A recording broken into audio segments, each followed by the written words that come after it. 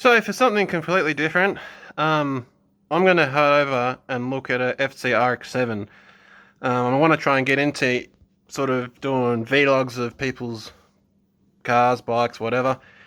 So I'm going to ride my bike over and say go to Andrew and we'll show you his new FCR. Well, it's not new, but be able to show you his FC, what he's doing with it, where it's up to, where it's going. It should be pretty sick.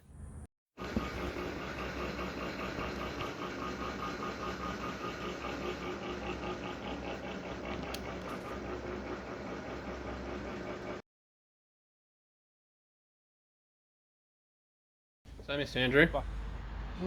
Hello. Tell me about this RX7. So it's a 89 Series 4 RX7. Australian delivered? Yep, Australian delivered. Locally sold in Australia. I think we're about third owner of it. Just getting some goodies set up, sorted in it, and then it can go on the road for the first time in must be 12 years. Have you ever driven it since you've owned it? Never. Bought it as a project. Oh yes.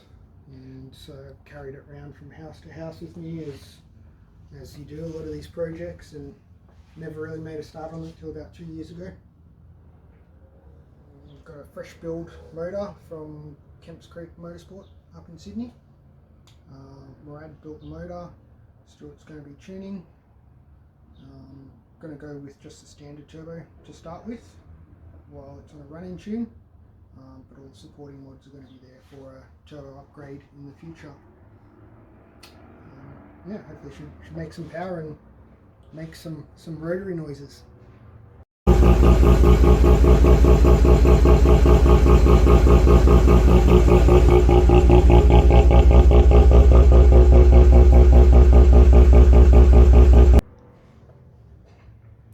It's still decent for like factory turbo, aren't they? Like TO4 or some shit. Yeah, so that's actually a Series 5 turbo. Oh right.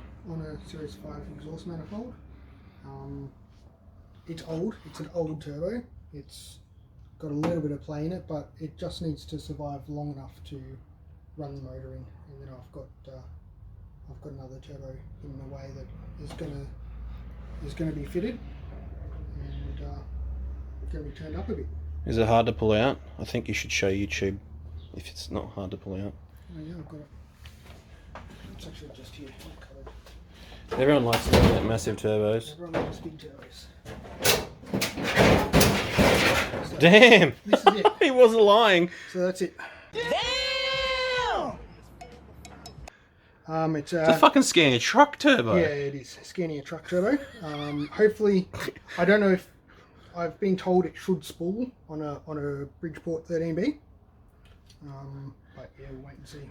4-inch outlet. Someone tag Scott Forrester. But yeah, that's going to be it. It's got a 108 rear, I think, or a 106 rear, something like that. Something big. Hopefully, we'll make some good power. Yes, that is fucking ginormous. When you said big, I thought like, oh, he's probably got a T66 or something like that. T66 turbos with NOS and a Motec system exhaust. Size, no. No. Truck turbo.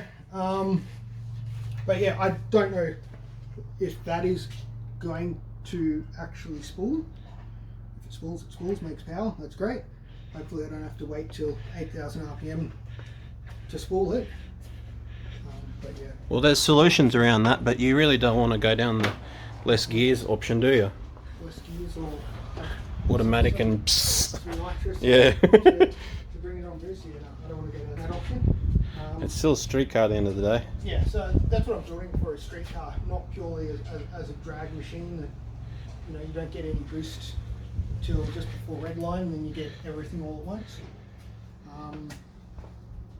Yeah, so want to be able to put the foot down and have it spooling in pretty much every gear. Yeah, that's exactly it.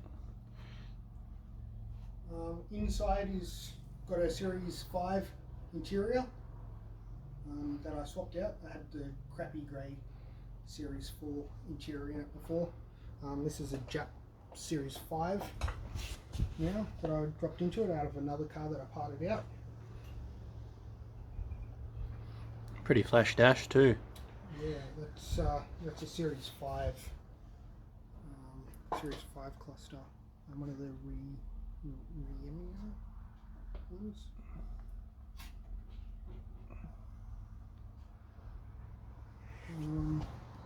So yeah, that's that. Got the Ganondorf Mirrors.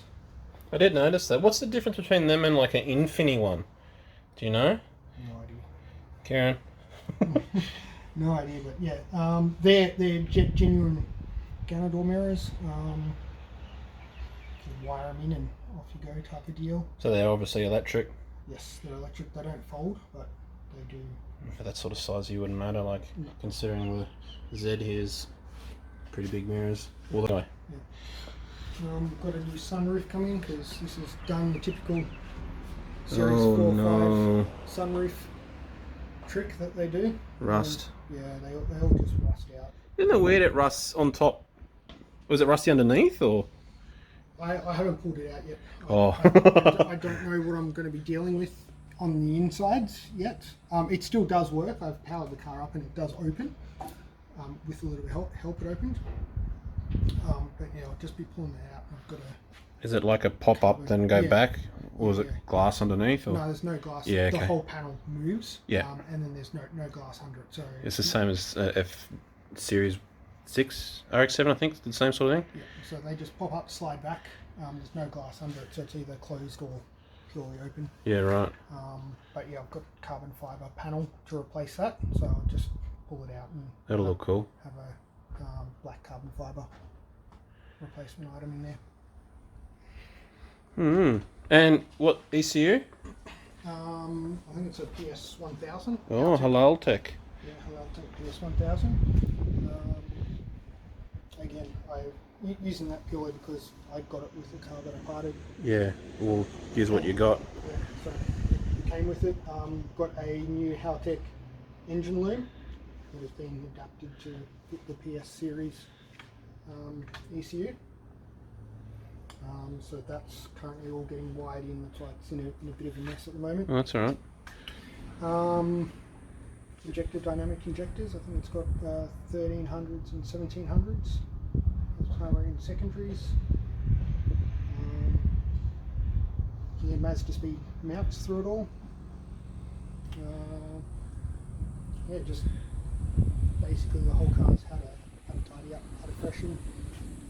Everything except I think the diff and the gearbox. So what's a standard, the factory box as well? Yep, so the factory FC 5-speed that it's got in there. No trickery inside there. Direct clutch in it, and flywheel, lightened flywheel. Yeah, just the usual type of rotary things, I suppose, that you do to make power with these things. I think there's pretty good diff options for these anyway, isn't it? Like if your diff had a bit of a sad. Yeah, so the Series 4s and Series 5 diffs are a little bit different. This has got a Series 4 diff in it, which is basically the one you want if you're going to be fitting like all your aftermarket diff centers. Oh right, there you go. I didn't know that. So yeah, it's got a Series 4 diff in it. Yeah, haven't got a diff center in it yet, but that might come in the future. See how this goes. This is actually, considering its age, is a fairly low K car. I think it ended up with about 140,000 Ks on it before I got it. Last owner was doing skids and spat an apex seal on it. Yeah. It was originally going to get a Series 6 motor in it. It was sitting down there in the corner, but I pulled that out and pieced together a new Series 4 motor. It's got Series 5 housings, Series 4 plates through it. It's all been doweled and all that kind of stuff, the motor. Yeah. Bridgeport dowels, new housings, got all new bearings through it. Everything new that basically can be put in new to it.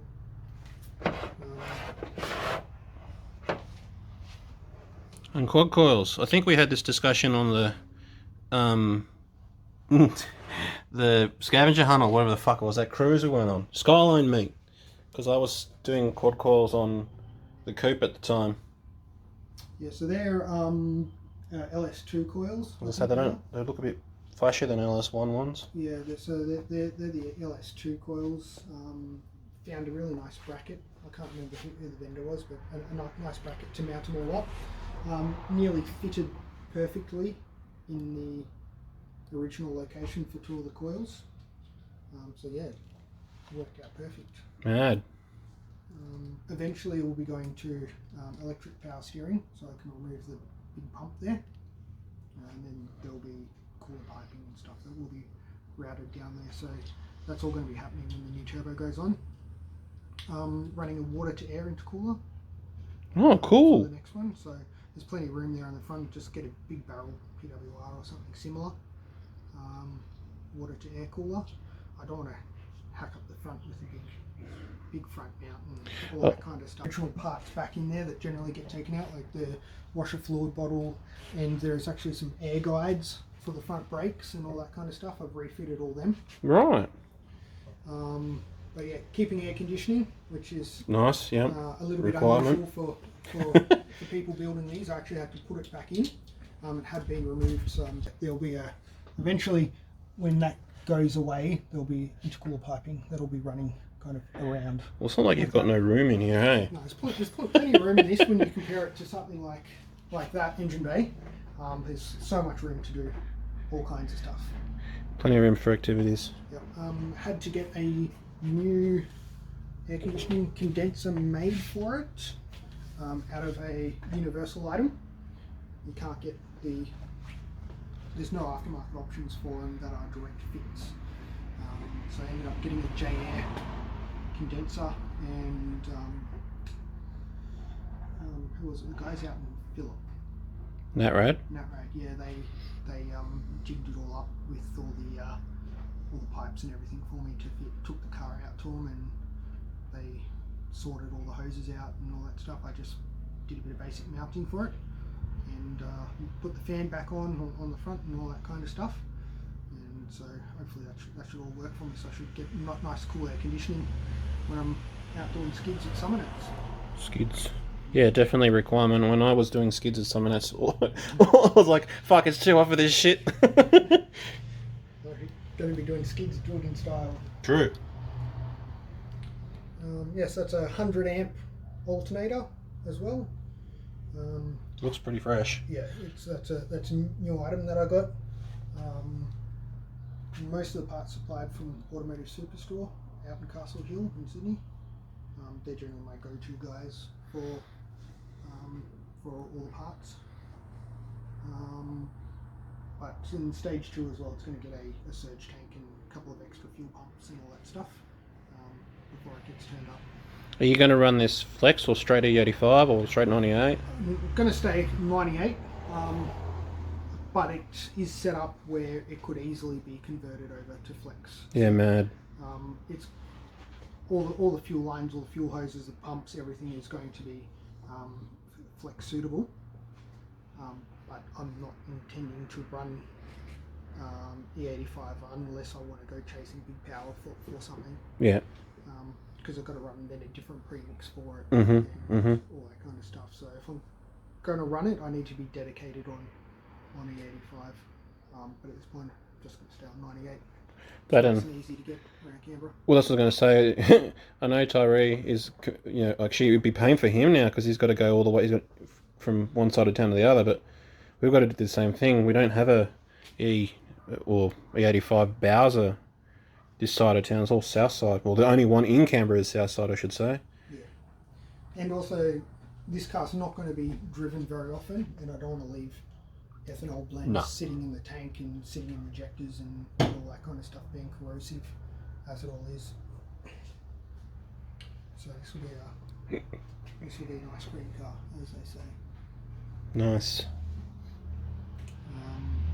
Yeah, at the moment it's got stock exhaust on it, all that kind of stuff. Just trying to get it running again, get it moving. But yeah, that'll be phase 2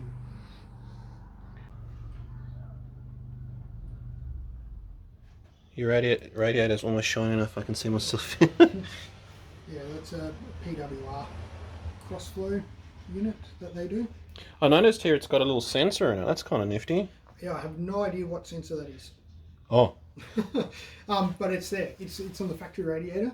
It's built into this one. I don't know what it's for. It's not for the... Well, you'd get the meter off the reading from there, wouldn't you? Yeah, so there's the ECU one is there. That's the temperature sensor. Yep. I don't know if that's for the gauge or there's one down there for the gauge. I have no idea. I'm fairly new to these. Kieran might be able to answer those questions. He won't watch this video because he's a shit cunt, but... That's a flash bit of gear. It's not sass like us poor cunts have. No, the only reason that's there is because it came on a car I parted. Yeah, fair call. And so I thought, May as well use it. Yep. A nice G-ready temp probe. I'll take that. What, inlet? You're going to use that one you're talking about, or? Yeah, so at the moment it's going to be just a Series 4 with the top mount. Yeah. Just to get it running. Oh yeah, I keep forgetting these are top mount intercooled. Yeah. Yeah. So I got it sitting just up there on the shelf, the top mount. Yeah. So yeah, there's a manifold will be kind of sitting here as they do. They're short little stubby things. Yep. And then yeah, I'll just have a top mount for the first version, and then I'll go to the barrel cooler and the water to air barrel. And Yeah, that'd be sick. afterwards.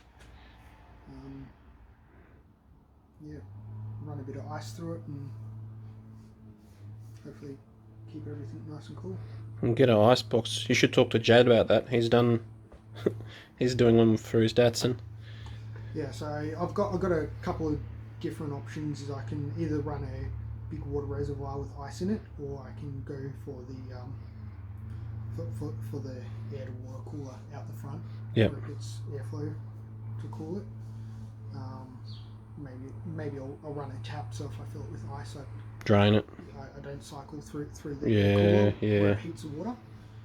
So I'll just run the ice cold water straight through the barrel cooler and keep going around that way. Got fiberglass quarter panels on it as well. Oh yeah. So some lightning. It's an alloy bonnet as well. So that's probably about another 1 or 2 kilos. It's really light. Judging by all the Japanese written on here, that must be a factory thing. Yeah. So it's a Japanese Series 5 bonnet. Again, parted it, pulled it off one of the parted cars. Usually they've got a steel bonnet, which is like 14 kilos. Yeah. Something ridiculous like that. So yeah, I figured might as well grab them. Got all new brakes through it, new discs, new pads, new fluids. I've got braided brake lines on it now.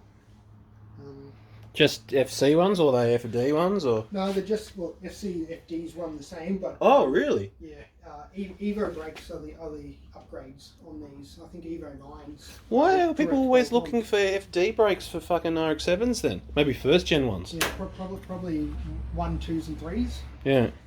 But yeah, the pads for an FD and an FC are pretty much the same as far as I know. Alright. So yeah, Evo 9 are the upgrades. So you grab the discs and the calipers off the Evo 9s and basically bolt straight on. Sick. So that might be that might be another thing that I do down the line if I find that the FC brakes are not holding up. You gonna take this to Wakefield and have a crack, or? Yeah, Wakefield, Marulan, Oh, okay, cool. everywhere I can take it out to if I could get it out to Sydney Motorsport Park. I'm gonna say if you need a brake upgrade, that'll fucking tell you straight away. Yeah. See how I feel going into corner 1 of Sydney Motorsport Park, and yeah, hopefully it's a nice street car that I can take out to the track. Coilovers, front and rear, usual type of stuff that you do for these. It's got a big heavy front sway bar on it as well. I'll need to tune what I'm going to do with the rear to match the fronts as well. That'll take some track time. Yeah. At least you have the options for all these things. Like Gemini, everything is fucking engineer yourself. Yeah. So unfortunately, these cars are going the same way. A Oh. lot of the aftermarket parts are drying up for them, like White Line don't make any more sway bars for them. Yeah, same with Gemini ones. They did, but they don't anymore. And any that you can get now are phenomenally expensive. Oh. Parts in Japan are drying up for them. A lot of the aftermarket guys from Japan are now not bothering with them anymore because there's new cars coming along and there's not many people building these Yeah. as there was 15 years ago. But most of the stuff is still available. And these cars are being done to death as well. As being so much development work over the years, they're pretty much a standard package now. To Yeah. power. So there's not much research you need to do yourself. It's just kind of what's everyone else doing and follow suit and you make power. Hmm. Mad. Alright, we'll have to, when she's almost ready or close to being ready or fire up, we'll come around and Yeah, do some more filming. So next stop will be getting it dyno tuned. So that'll be done up in Sydney. Yeah. So yeah, that might be a future episode. We can probably organise that. Throw it up, spend a day out there, and hopefully everything goes smoothly and we can bring it back in a day. Touch wood, knock on my head. Yeah. But yeah, won't be tuned for big power to start with. No. Maybe 180, 190 is about where it'll be. But Kilowatts at the rears. that'll work perfectly for me because that's about where I am, and Yeah. it's fun having not much power so I can keep up. It sucks when you line up next to someone and they've got 4 times the power and you're just like, oh, what's the point? Yeah. So at the moment there's no intention of converting it to auto. I'm not yet that way inclined. So I might do something like a 370Z gearbox swap. Yeah, okay. I want to keep it manual. Apparently they pair up really well. Is that a 6-speed or? Yeah. Yeah. They're a 6-speed. I think they're called CD009 or something gearboxes. Apparently they're fine for shifting at high RPM, 9,000 RPM shifts. They're fine with it. Synchros will keep up, and but yeah, I haven't seen anyone really doing that locally. A lot of the Americans appear to be doing it. Okay. Yeah, bell housing swaps, all that kind of stuff. And so I've got two spare gearboxes. Well, one in the car and one spare. So that might be a gearbox number 3 Yeah. solution. Alright. So, yeah. Don't know what else there is. That'll be it for now, I reckon. Sorry? I reckon that'll be it for now. Hmm. And then, yeah, we'll come for tuning. And then, Yeah, spend a day and watch it blow in flames on the dyno all day, and then go back a little bit later to replace that little thing for the... Yeah. I can't believe it's that big. yeah. So I mean that might not be the turbo, but it'll be one similar size to that. Might be a little bit smaller, might be a little bit bigger. Yeah. Oh, Falcon, just whatever. Yeah. Yeah. So Mad.